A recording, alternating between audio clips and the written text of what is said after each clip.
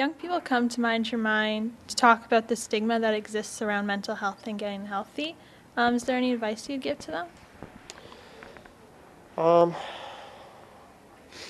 well, I think I think the biggest thing is that we need to believe um, the pain and the craziness. For me, I couldn't explain. Somebody would ask me how I was feeling, and I felt so crazy inside that I couldn't even put a finger on it.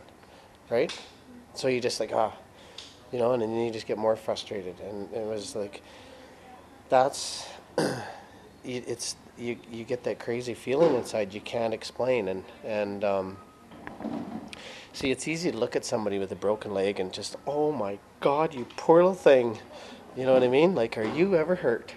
And, and for me, I'd far sooner take, two broken legs and two broken arms at the same time than because the abuse and all that stuff, it's not the physical stuff. That stuff, it's the mental stuff and the shame and the guilt and all that invisible pain and that invisible hurt. And that is what you're left with, and that is what kills you. A broken leg is not going to kill you, right? And that is where we need to believe, right? And we need to follow up. And if we're a friend, we need to be able to follow up with that, because if now that I know now that if somebody tells me something that's going on, it's important for me to follow that up and to to take it to the right authorities that in that community, just to find out if it's right or not, because I have to believe that these kids are, and us as adults, it's the law. If we see children being mistreated, it's the law for us to report that. And you know what? And we just keep turning blind eyes. And you know what? We like as adults, it's our job to protect our children, right? But you know what? You see leaders in communities time and time again just turning their heads like, doesn't happen here. You know what I mean? Yeah. And until they get slapped with $100 million lawsuit and have to pay it, then they'll never make change. But that's the sad part. And then we want to get to the point where it's, get to the prevention side where, we can start being proactive instead of waiting for that to happen. What's the best piece of advice anyone ever gave you? Best piece of advice. Keep it simple. Huge for me, because that's the way I have to live my life. I have to keep things simple, and with this issue, that's our goal, and what our goal with what we've created, and it's called Respect and Sport. The whole message to eliminate the fear has to be kept simple. We have to take these $26 researcher words, simplify it so people can understand it, right? I mean, it's a scary enough issue to look at as it is, you know what I mean? Let alone opening literature, and geez, that's got 2 letters of the alphabet in there 14 times. You know what I mean? Like, what does that word mean? You know what I mean? Like, it doesn't need to be that way.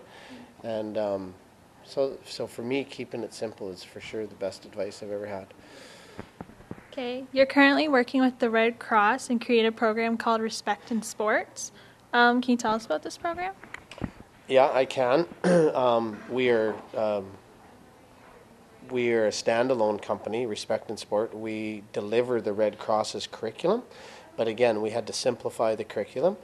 Respect in Sport is a company that myself and Wayne McNeil created and put online, but it's been over 10 years of learning. We've seen what Hockey Canada has put out with Speak Out. They've reached a lot of people. We learned from that. We learned from the Red Cross. I think they've been educated, their Respect Ed program. It's all prevention stuff, right? We're never going to stop it from happening to the kids, but we can empower people to do the right thing, right? We can empower people through knowledge to do the right thing, and not turn a blind eye in these organizations for 20 or 30 years on, oh geez, don't worry about John, he's a little off, or don't worry about Julie, she's just a little off. You know what I mean? We can actually take action to do something about it. And that's why, so our goal with this program is to reach the masses and to break that fear level down, because what we find is if we can reword the words, deal with the issues a little bit, educate some people, and break down that wall of fear, then there's going to be more the knowledge that they're going to want to go in. Then they want these workshops, and they'll make that phone call to Ways, and they'll do something about it. But that it's that initial, oh, it's like going to school for the first time. It's like, oh my God, geez, I'm going into grade 7. Holy cow! But once you get there, oh, this is pretty cool, right? Like, but you just have to get there. And for us, we have to create a program for them to get there, and that's kind of what we've done. Thank you very much, Sheldon, for being with us today. It was a great interview. Thank you.